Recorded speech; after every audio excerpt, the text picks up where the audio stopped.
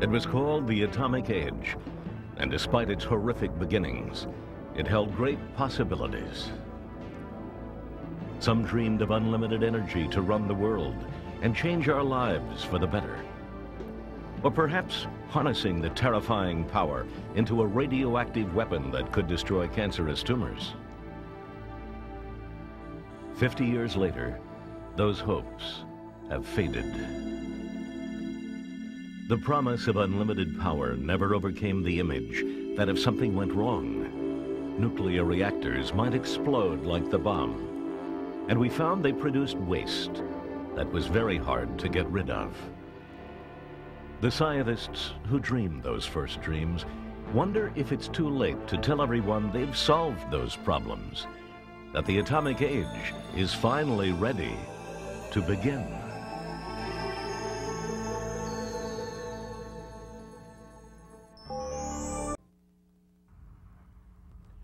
When the bomb exploded in 1945, the world changed forever.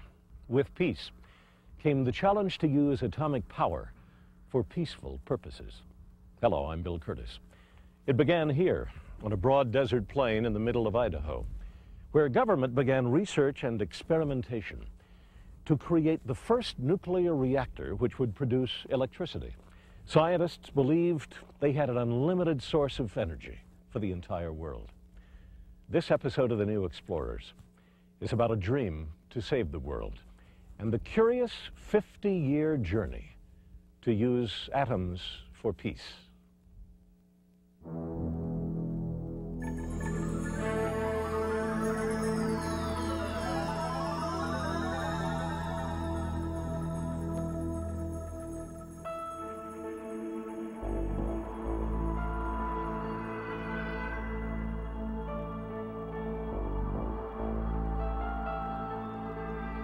This is the newest ghost town in the West, the Hanford Nuclear Reservation in Richland, Washington. 9 nuclear reactors stand idle.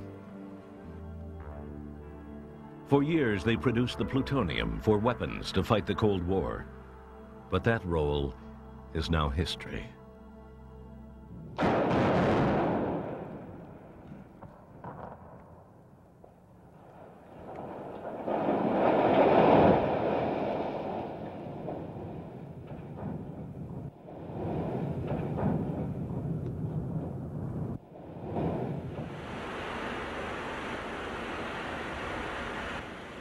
With the Cold War over, the work here has turned to the job of cleaning up the radioactive waste left behind. It's the legacy of the use of atomic power for war. But there is another story here, often overshadowed by the threat of the bomb. It too was born and raised in the atomic age. It's the story of using atomic power for peace. And even though the efforts to harness the power have entered our lives in many ways, from cancer treatments to 100 million nuclear medicine tests every year in the United States, there are scientists who fear their achievements to use atoms for peace are becoming part of the ghost town. Like this, a very special place in the 50-year-long journey to turn nuclear power into unlimited energy for the world. Charles Till is a nuclear physicist with Argonne National Laboratory, one of 10 research and development laboratories run by the U.S. Department of Energy. He believes his team of research scientists have found answers to the public's fears of nuclear power. But their discoveries may be too late. This was to be the next generation of nuclear plants in this country. You mean all these dials we see are shut off? I see off, off, off on the graphs. For a year now. For a year. Mm-hmm. Charles Till makes a rather astounding claim that his reactor is inherently safe and recycles most of its waste, designed to put endless energy at our fingertips with no air pollution, no greenhouse effect. But even more astounding, last year Congress cut off funding to this nuclear research, ending an incredible chapter of experimentation and exploration in America. The Japanese, in fact, are pursuing the basic elements of this technology. And while these ideas were ideas of Argonne National Laboratory and the people here, the Japanese would be very likely to be able to succeed in the development. But I think that as an American, that's to be regretted. His feelings are echoed by colleagues and supporters. Dick Lindsay has worked at Argonne for more than 30 years. This is the end. It has collapsed now to here. There's not large activities going on anymore in nuclear power research. We're giving it away. But why? What went wrong? How could a technology that appeared so promising slip away? To begin to understand, we need to travel back more than 50 years to when young scientists felt like new explorers.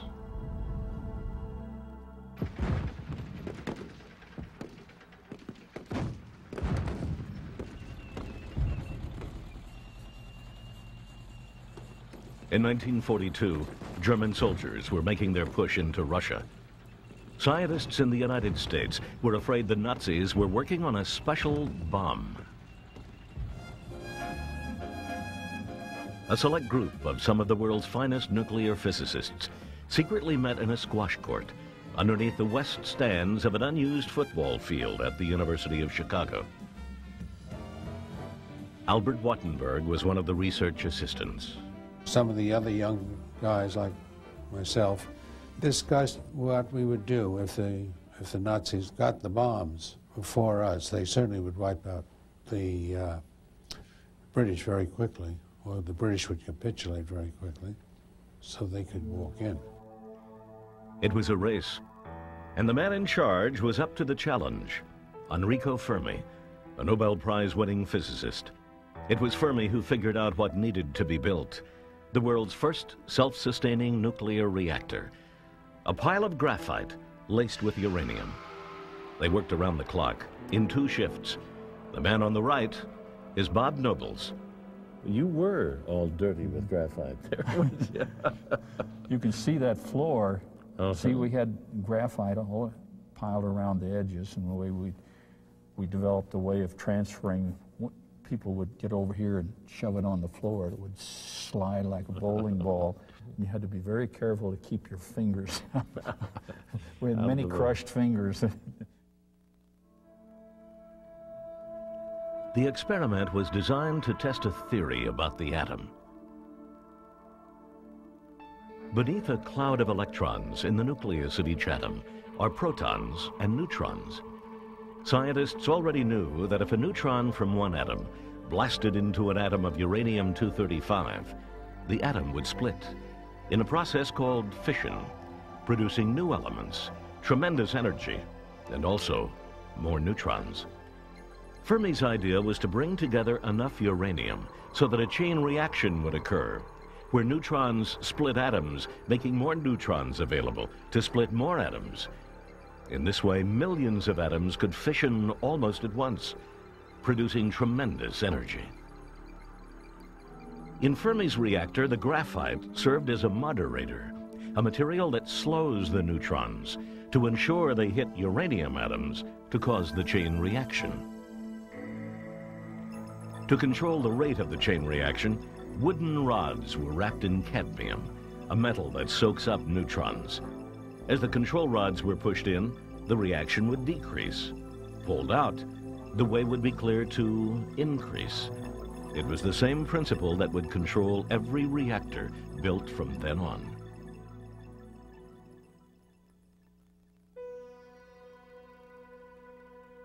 On December 2nd, 1942, the reactor was ready to be tested. Fermi called the shots. All the control rods were pulled out, except one, and that one was moved slowly out, incrementally, all morning. As the tension rose, Fermi called a break for lunch. We came back about 2 o'clock and then repeated, just slowly pulling the fine control rod in small increments and so on until Fermi could see on the chart the reactivity was just going up and up and up slowly. Everybody was quiet and listened and watched the gauges going up. And then he finally says, put zip in. That's the control rod, a safety rod. And when that goes in, then the intensity drops. And that was the proof that we had control, and it went down again, all right? Until it stops, you know, you're really not home for sure, all right? The experiment was recorded on the graph of a galvanometer, the birth certificate of the nuclear age. It established that a self-sustaining nuclear reaction was possible, and that it could be controlled.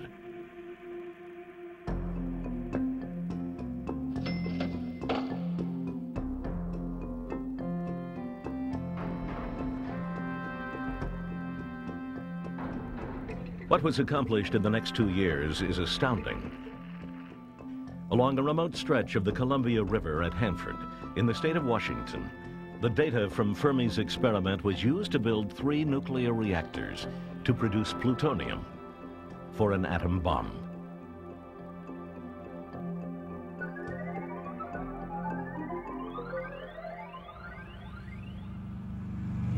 In Los Alamos, New Mexico, physicist Robert Oppenheimer and his team constructed the bomb.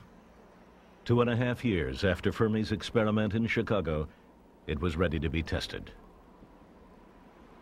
July 16, 1945, the Alamogordo Desert.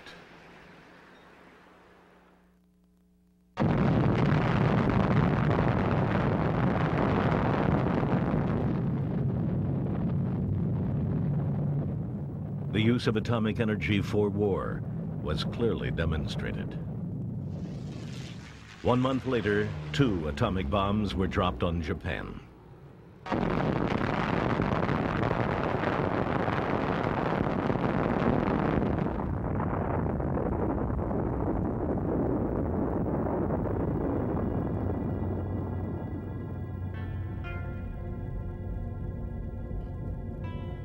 The world's first look at the power of the atom was horrifying. The images of the destruction of the Japanese cities would serve to foster a fear of anything nuclear, and a disbelief that something this destructive could ever truly be controlled for peace.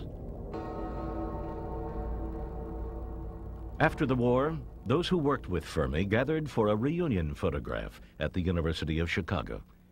While many of the scientists had gone on to build the bombs, others stayed behind, working for peace.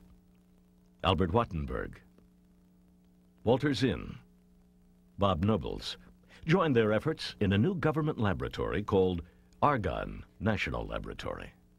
Of course, we at Argonne, we dreamed of nuclear power. This will be a great peacetime gift to the world, and I think it really, really was.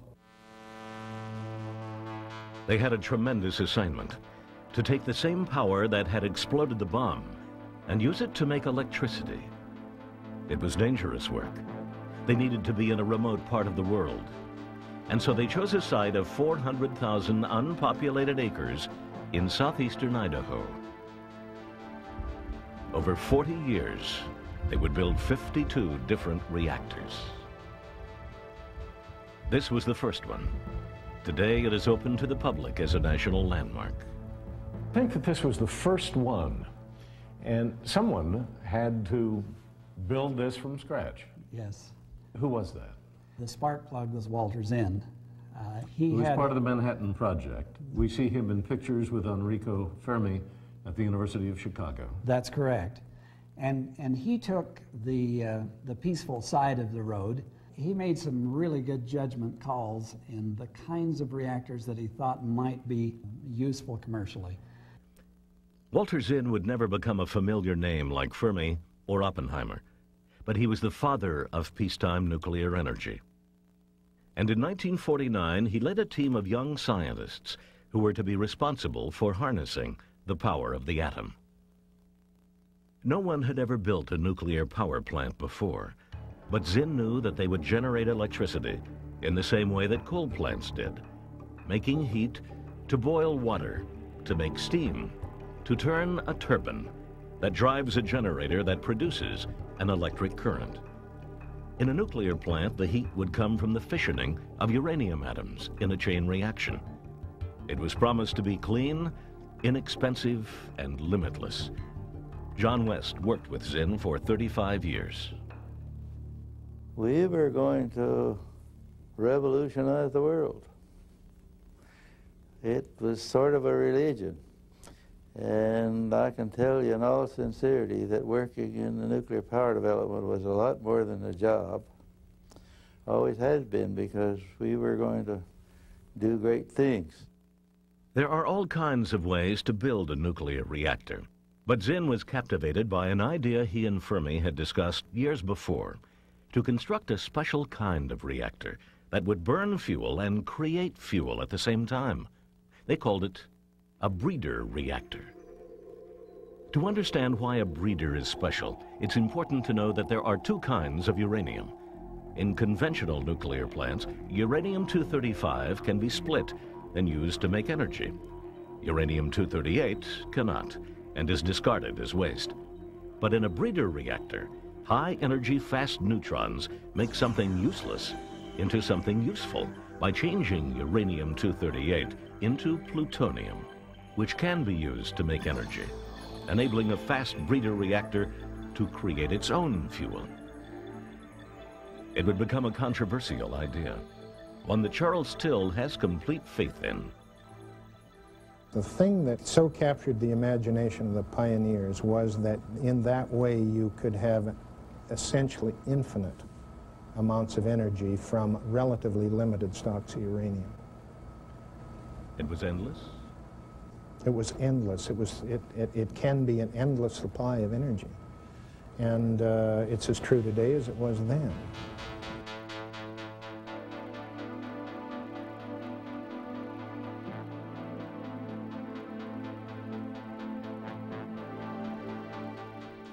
It took 2 years to build, and on December 1st, 1951, 9 years after Fermi's experiment in Chicago, Zinn's experimental breeder reactor became the first nuclear plant to produce electricity. It showed that unlimited power was possible. From this idea, more than 30 years later, would come the reactor that Dr. Till's team would declare was an important answer to the world's energy problems. Now we're going right on into the reactor floor.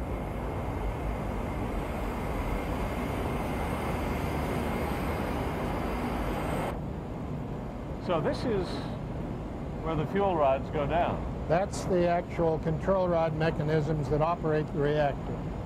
In that you take the subassembly... Till calls his reactor the Integral Fast Reactor, the IFR. Like Walter Zinn's experimental reactor, it is a breeder. Argonne estimates that IFR technology could power the U.S. for 500 years with just the uranium that has already been mined. The unique thing about this kind of reactor is that you can, in fact, do what we're doing. Come inside the containment, walk around, do maintenance with the reactor in full operation.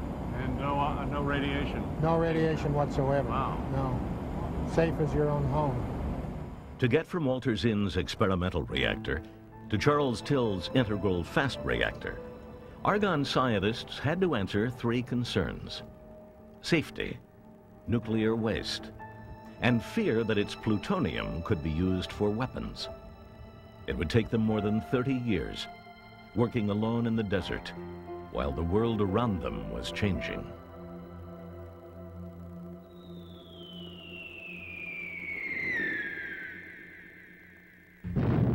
In the early 50s, the Cold War between the United States and the Soviet Union was escalating. This rubble-strewn area is typical of what might happen to any of America's big cities if an atom bomb should fall. In an all-out mobilization of its civil defense forces, New York City goes on the alert, following a simulated atomic attack. And across the world in Japan, America's stronghold in the Pacific, the busy commies were at it again. But far more sinister to Americans was home front communism. From their ranks will come the saboteurs, spies, and subversives should World War III be forced upon America. As the nuclear arms race between the superpowers began to build, President Dwight Eisenhower made an attempt to change its course. In 1953, at the United Nations, he proposed that the world work together to use atoms not for war, but for peace. The United States pledges before you to devote its entire heart and mind to find the way by which the miraculous inventiveness of man shall not be dedicated to his death, but consecrated to his life. From Eisenhower's plea for peace came all kinds of ideas.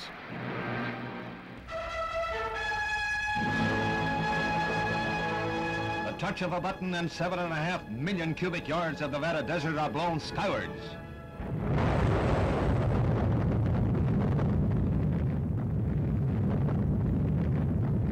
This nuclear test explosion is a graphic illustration of the power of the atom for peace. Scientists envision the day when the atom can be used to dig canals and harbors at 1/20th the cost of conventional methods. But it was in the field of medicine that many saw the atom's greatest potential. At the Argonne Cancer Research Hospital, scientists began working with radioactive elements called isotopes in the treatment of cancer. Dr. Sean Mullen worked with those who attempted to destroy tumors with an isotope called strontium. Strontium is a long-lasting isotope which produces yttrium. It's the yttrium that does the damage. But essentially, this was a modified, minuscule nuclear reactor. The idea was to deliver the radioactive material directly to a tumor, which would destroy the cancer cells. And for years, scientists would work on developing different ways to deliver the blow. Meanwhile, in Idaho, the scientists at Argonne pressed on with the job of creating nuclear power, taking risks to learn the limits of their science. Experiments with a boiling water reactor in 1954 were documented on film. It was not a breeder reactor, but a special design where water boiled right in the core to produce steam. To make a reactor safe, they needed to know at what point it would explode. And the only way to learn that was to push the reactor to the destruction point. They slowly increased the nuclear chain reaction until they saw what they needed to see. It went just as it was planned. The reactor was destroyed by a steam explosion, not a nuclear blast. And from experiments like this, the scientists were able to establish safety parameters. Progress was steady.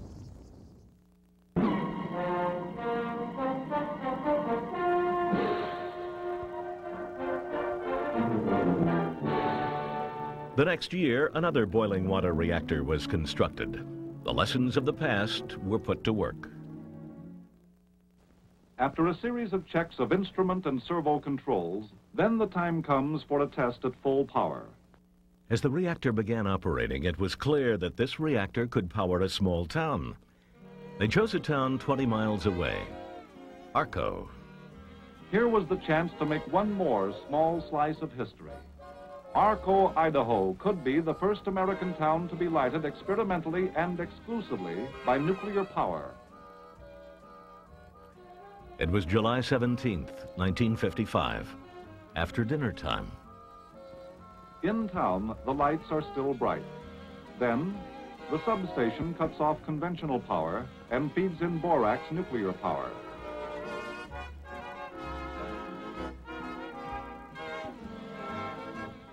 Arco sees new light.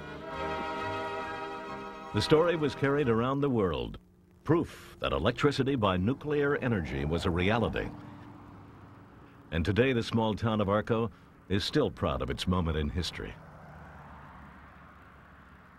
But scientists learn as much from their mistakes as from their successes. And in 1955, a new term entered our vocabulary: meltdown. What would later evoke fears of a hole burning to China was first seen with no particular alarm at Walter Zinn's experimental breeder reactor. It happened while the scientists studied the effects of increasing power. Kirby Whittam was a junior scientist working on the reactor. The experiment turned out to be an increase in power for 200 or 300 seconds. At that point, it actually showed a tendency to gain reactivity by itself. Operator in charge said, take it down. The power dropped, so everybody thought, well, that's normal. But they sat there and watched. The power came back up. It was a response that the operator hadn't seen before, nobody's seen, so they decided to watch it a while. Well, it kept going up and going up. This was like maybe for 50 seconds. And finally, it took off on a pretty steep curve and it tripped on its own safeties. Melted down the core? Well, there was a small section of the core, probably about that big, that was melted out of a core this size. After the experiment, the highly radioactive damaged core was shipped to Argonne's laboratory in Chicago. Here, scientists discovered that when the metallic fuel they used got hot, the chain reaction increased, and even under normal operations, the fuel swelled and broke through its metal casing. The problem became a major stumbling block for almost 25 years, until Dr. Till's team would solve it in the late 70s. The swelling was due to a phenomenon that would, in fact, only cause the fuel to swell a certain amount. After that, it would stop. And so that your fundamental discovery was that if you allowed clearance within the casing of the fuel for it to swell, that you would, in fact, solve that particular problem. It was a simple solution, but very important, to give the fuel room for expansion. With this discovery would come the answers for Till's reactor of the future, allowing the use of plutonium and uranium in metal form. No conventional nuclear plants would use it, but for Argonne, it was critical to the issues of safety and waste. It had taken them nearly 25 years to come up with the answer.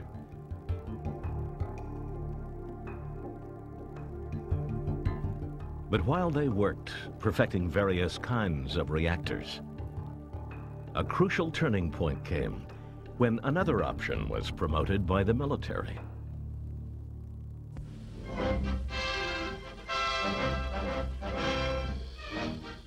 At Groton, Connecticut, a new naval era dawns with the launching of the Nautilus, one of the largest submarines ever built, and the first atomic-powered craft in history. It was understood early on that of all the uses of nuclear power, one of the best would be for the propulsion of submarines. The historic moment is at hand. The launching cradle is released, and as the Nautilus slides down the waves, Mrs. Eisenhower christens it with a valiant blow. At once a formidable fighting ship and a forerunner of commercial atomic power, the Nautilus heralds a new era of the atomic age. The man chosen to direct the program was Admiral Hyman Rickover, a forceful personality, who chose not a breeder, but a conventional water-cooled reactor for the submarines. Rickover was so successful in building the most effective strike force the U.S. had for the Cold War that utility companies interested in building the first commercial nuclear power plants jumped on his lead. In December 1957, the first commercial plant generated electricity in Shippingport, Pennsylvania. It was modeled after the submarine-style reactor supported by Admiral Rickover. It became the standard for U.S. commercial plants, and in the years following Shippingport, orders for nuclear power plants began to roll in. In 1963, 3 plants were ordered. In 1966, 20. A bandwagon began to roll. The Grand Canyon, an unlikely spot for mining, and yet on its south rim lies the Orphan Mine, first developed as a copper mine, now part of the current uranium boom in our western states, created by peacetime uses for nuclear energy. Some of the nation's largest power companies are among the uranium prospectors, as they map plans for future nuclear installations, replacing oil and coal-burning plants. Actors were hired to sell the new product. There's nothing mysterious about an atomic power plant. Basically, we're just using a new heat source. In the early 70s, 100 nuclear power plants were ordered in just 3 years. Historian Richard Rhodes has chronicled the nuclear age. It seems to have been a classic technological fad in the United States. We jumped in, local utilities jumped in. It became something that one utilities president would brag about to his pal over golf, as I've heard from more than one of these people. We've got one of those new nuclear reactors to make our electricity, Joe. How about you?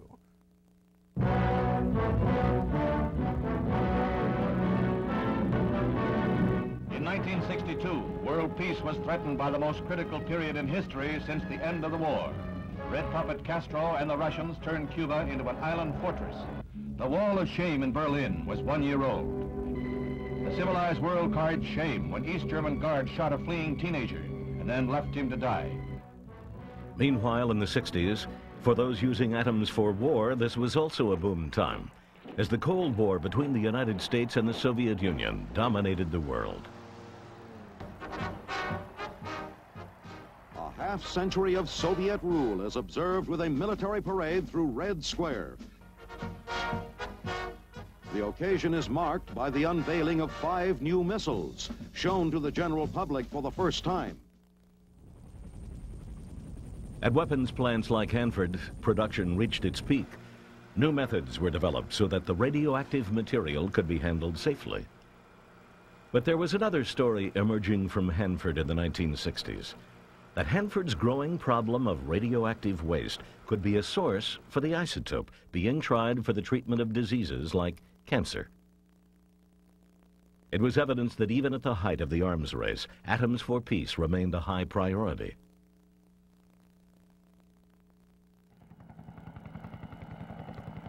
When President Kennedy came to Hanford in 1963 for the dedication of a new reactor, the message was again about the peaceful promise of this new technology. As is well known here at Hanford, we must hasten the development of low-cost atomic power. I think we should lead the world in this. Our experts estimate that half of all electric energy generated in the United States will come from nuclear. And I think it's very appropriate that we come here, where so much has been done to build the military strength of the United States, and to find a chance to strike a blow for peace, and to find a chance to strike a blow for a better life for our fellow citizens. At Argonne's reactor testing site in Idaho, they were preparing for the future Kennedy described. They continued to have faith that the real potential for nuclear energy lay in the unlimited power of a breeder reactor. By the early 1960s, the first experimental breeder had been retired, and a second, larger breeder reactor was under construction. It would later serve as the pilot plant for their final answer, the Integral Fast Reactor. What was the spirit here in the 1960s? In the 60s, there was a lot of excitement. Construction was going on. We who were hired to operate these new machines were mostly in our early 20s. So it was fun and interesting. So compared with the space program, for instance, this was Cape Canaveral. Yes. By that time, Walter Zinn had moved on from Argonne, and Charles Till came to work at the lab with the idea of building the next generation of nuclear power plants. The goal was to build a reactor that would solve the problems that were just beginning to plague the commercial nuclear industry. One of the biggest would become the issue of nuclear waste, a vulnerable point for the nuclear power industry, and one that puts its supporters on the defensive. It's odd because the waste from fossil fuel plants goes up the chimney, and we breathe it. 30,000 people die every year in the United States from lung disease that is directly caused by air pollution from coal and fossil fuel-powered utilities. But it is nuclear waste that frightens the public most.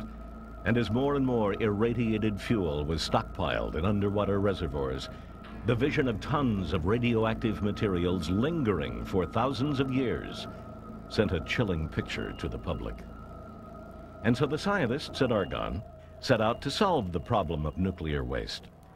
Their idea was to recycle the waste and burn it in the Integral Fast Reactor. The key was the metal fuel. It allowed them to use a simple technique similar to electroplating other metals. The waste is placed in a basket and lowered into a vat of molten salt where electricity is flowing.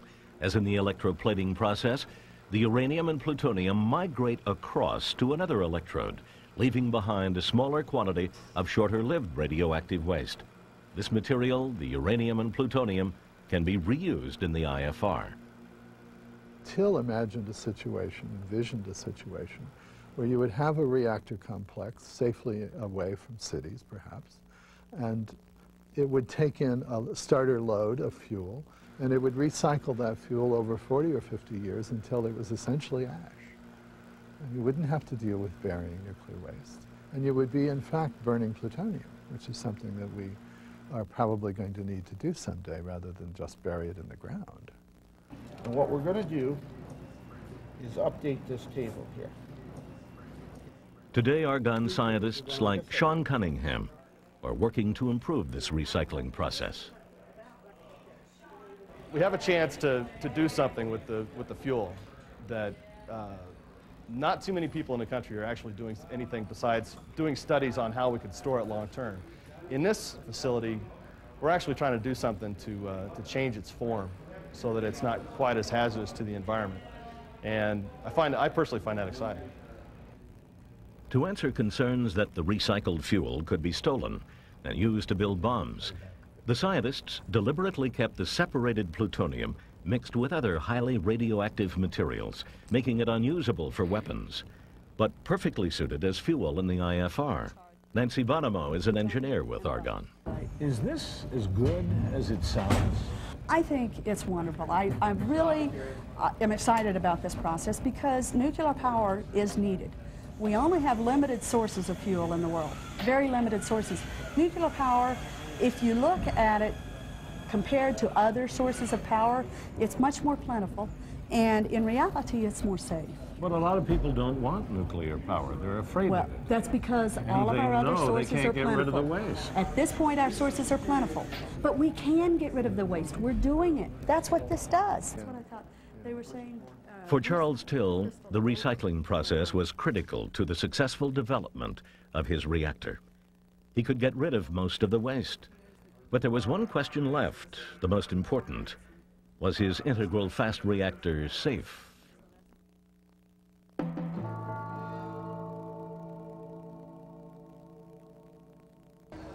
About 400 determined Long Island residents arrived in the nation's capital around noon today.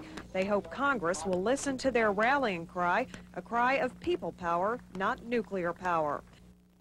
In the 1970s, the public was losing confidence in the safety of nuclear power plants, as fear spread across the country that something could go wrong. I'm really very concerned, and I don't understand why they want to go for opening that plant, because it's almost like suicide. There's no other place that I would be today but here, doing what I can to protest this nothing short of an attempted rape of Long Island. And then there was 3 Mile Island. Could I get your attention, please? There has been a state of emergency declared on 3 Mile Island. On March 28, 1979, the flow of water was accidentally shut off to a reactor at the 3 Mile Island power plant in Pennsylvania. Through a series of operator errors and malfunctions, the core lost coolant. Part of it melted down. Eventually, some radioactive material was released into the atmosphere. At Argonne, Charles Till and his team watched 3 Mile Island and learned from it. They were determined to show that with improvements in their technology, 3 Mile Island would never happen again. So far, breeder reactors had done badly. A demonstration plant near Detroit had a partial meltdown. A proposal to construct a breeder at Clinch River, Tennessee, became prohibitively expensive and was canceled. But Argonne insisted their breeder was different, and they were going to put it to the test. There was no certainty at the time we started the IFR that the kinds of characteristics that would enable the reactor to shut itself down safely would in fact work at full power. So in April 1986, the scientists at Argonne conducted an experiment on the Integral Fast Reactor. to determine the safety of the design. If we pick out the worst case transient and conduct it on EBR-2 and show that with no operator action or no automatic action, the plant simply shuts itself down by itself, passively, that we're inherently safe. 3 weeks later, outside the city of Kiev in the Soviet Union, an experiment was conducted on the Chernobyl nuclear power plant.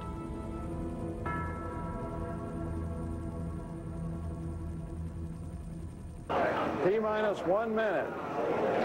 In Idaho, with the reactor at full power, the operators deliberately shut off the flow of coolant to the core. Mark.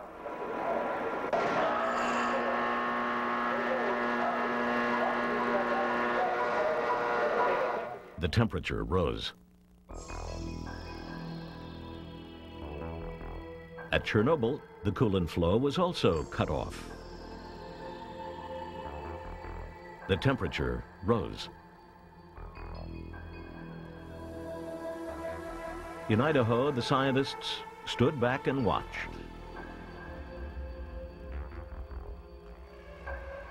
But as scientists at Chernobyl watched, they realized they were losing control of the reactor. They tried to shut it down, but it was too late. With the loss of coolant flow, the chain reaction continued.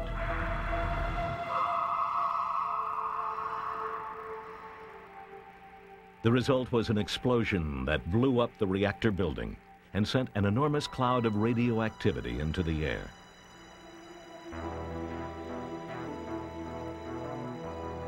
The world watched in horror as the Soviets attempted to deal with the worst nuclear disaster in history.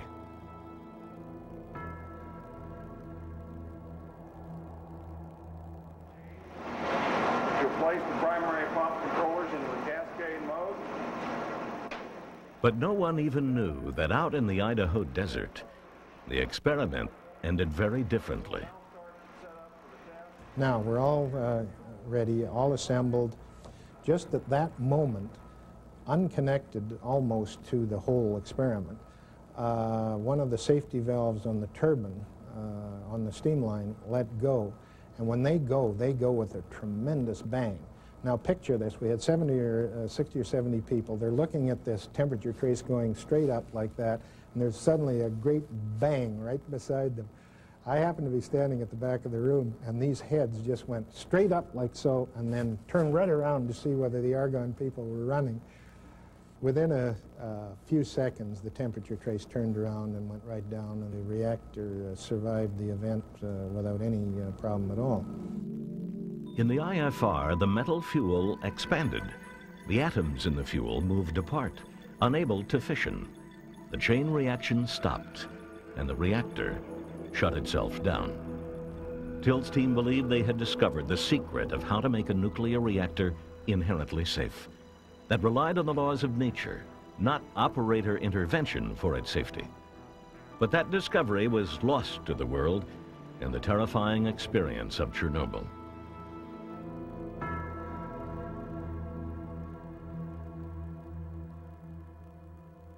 Here in West Berlin tonight, a party. Much of the party on the Berlin Wall. Thousands of young Berliners have gathered on the wall, dancing and celebrating what they believe to be its imminent demise. In 1989, the journey of Atoms for Peace took another dramatic turn when the collapse of the Soviet Union began and the Cold War ended. Word was sent to Hanford to stop production of nuclear weapons, and the reactors were shut down immediately. The war effort was over. The cleanup began.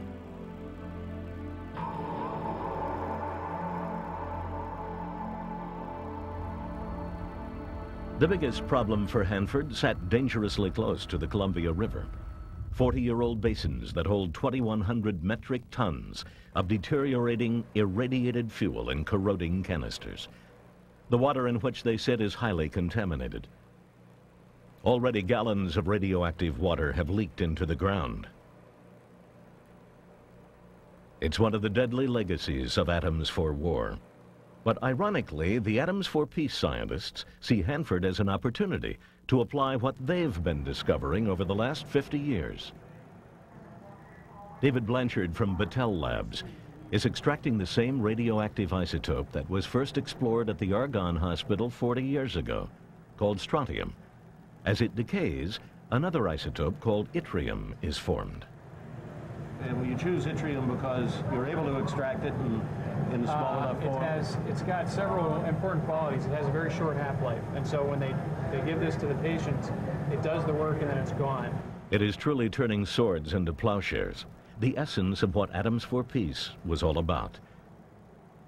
From this lab just outside Hanford, extractions of waste from weapons production is being processed, carefully measured, packed and shipped to cancer hospitals around the country. One hospital is the MD Anderson Cancer Center in Houston, Texas, where doctors are using the isotope to fight Hodgkin's disease in patients who have no other options.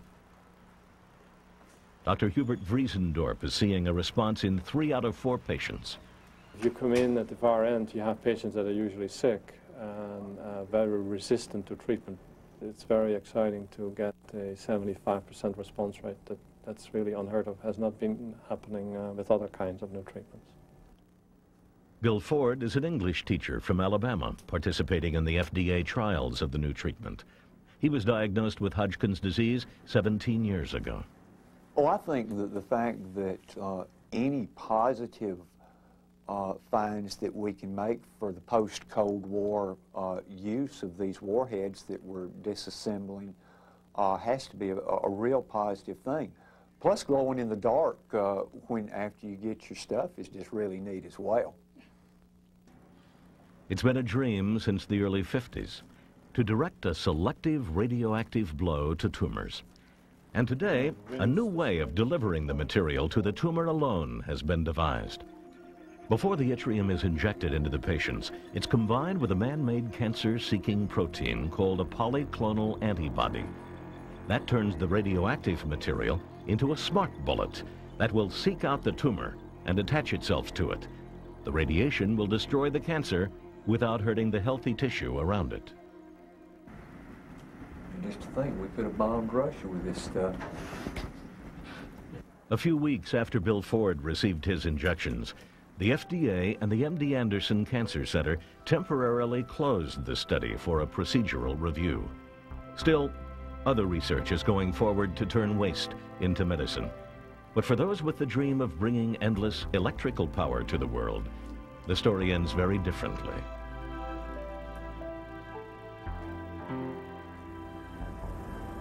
By the mid-1970s, the costs of constructing commercial nuclear power plants were skyrocketing, and the growth in the demand for electricity was dropping.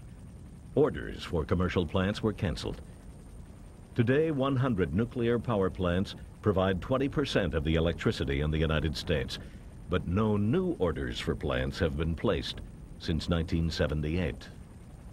It got to be too expensive. One of the reasons it got to be too expensive is because regulations were piled on regulations after 3 Mile Island, with what some of the people in the industry call the ratchet effect of cranking up regulation after regulation without removing the ones that were no longer valid. And that added to the expense. But it was primarily just an old-fashioned economic problem of a technology that was more expensive than another technology, fossil fuels, that led to the demise of nuclear power, not because the people were picketing outside the door. With conventional commercial nuclear power at a standstill and increasing environmental concerns about the burning of fossil fuels, the scientists at Argonne felt they were in a good position to offer a new approach. What they came up against was fear. The same fear that grew out of the scenes of the aftermath of the bombs in Japan and continued for 45 years, fueled by an arms race that used atoms for war. Despite the scientists' effort to make their reactor proliferation-proof, many still believe that where there is plutonium, there will be nuclear weapons, that it is impossible to separate atoms for peace from atoms for war. A leading opponent of breeder reactors is Natural Resources Defense Council scientist Tom Cochran. Breeder reactors use large quantities of plutonium as a fuel. This plutonium is weapons usable. You could build this in the future this technology in the Middle East, Argentina, Brazil, North Korea, South Korea, Taiwan, Pakistan, India, so forth. And those countries legitimately could stockpile a huge arsenal of atomic weapons.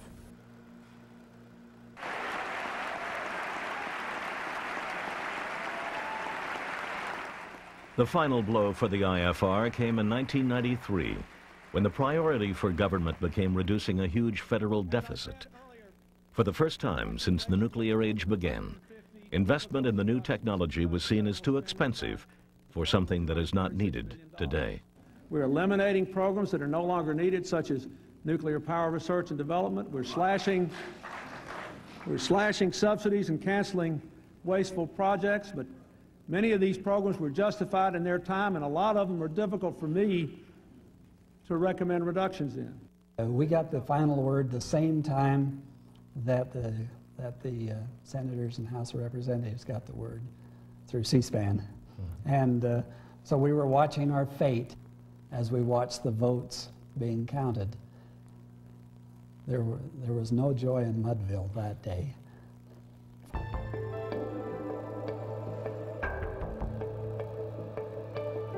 Today, the experimental reactor program at Argonne that began nearly 50 years ago is over. The journey has ended. While experiments on the waste reprocessing program continue, the fuel assemblies are being pulled out of the reactor core.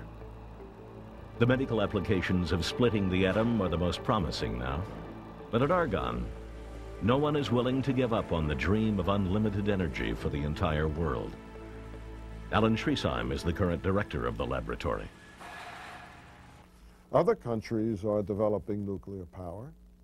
They haven't said, well, the U.S. has stopped it. We're going to stop it. We are inevitably shifting what was a real technological lead overseas. And we will wind up then sometime in the future when we need to have that option, negotiating with some other country to bring it back. Well, how do you feel as a scientist who has spent 50 years developing an industry, finally to solve the two big problems, and now nobody wants it? Well, I feel that the large-scale use of nuclear power is inevitable. I think any calm, objective look at the numbers as to what the magnitudes of energy that will be required in the next decades, you're forced to the conclusion you must use large amounts of nuclear. I don't think that this technology is likely to be dead forever, but I do regret that I may not be there to see it. From the beginning, the dream was to solve problems the world faces. And to the explorers who dreamt it, it seems more urgent than ever in the face of a warming climate and withering natural resources. Now, in the end, they feel the loss is not just a breeder reactor, but the commitment to keep searching for the answer.